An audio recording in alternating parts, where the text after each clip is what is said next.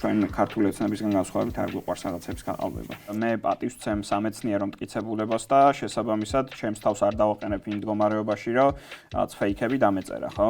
მიკერძებული რო ყოფილიყავი, დავწერდი ბევრი ისეთ რამეს, რაც ვერ ვიპოვეთ. ეს კონსტანტინე ჩახუნაშვილია, ექიმი, პედიატრი, საპროტესტო მოძრაობა ჯიუტის წევრი და ერთ-ერთი ავტორი კვლევისა, რომელსაც BBC იყენებს წყაროდ მის ახლად გამოქვეყნებულ ფილმში, საგამოძიებო ფილმში საქართველოს შესახებ. ჩვენ ვიპოვნეთ ორი ადამიანი, რომელსაც ფილტვების წინადაზიანება ჰქონდა და უშუალოდ ამასთან არის კავშირში.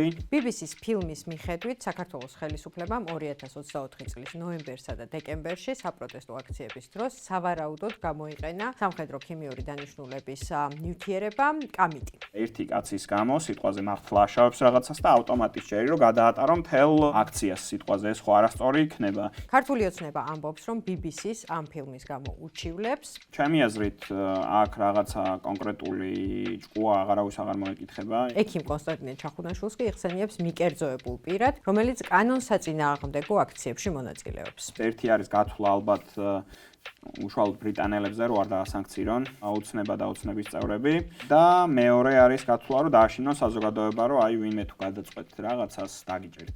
სახელმწიფო უსაფრთხოების სამსახურმა კი 2 მუხლით დაიწყო გამოძიება BBC-ს ფილმის გამოქვეყნების შემდეგ. პირდაპირ არ წერია, მაგრამ გულისხმობენ რომ ბრიტანეთი ჩვენთვის არის სტრული სახელმწიფო და ეგ მე მგონი ნიშანდობლივი არის და მე მეძიმაქვს რომ ამ განცხადებას უფრო მეტად მიაქცევენ ბრიტანელები ყურადღებას ვიდრე BBC-ს გამოძიებას.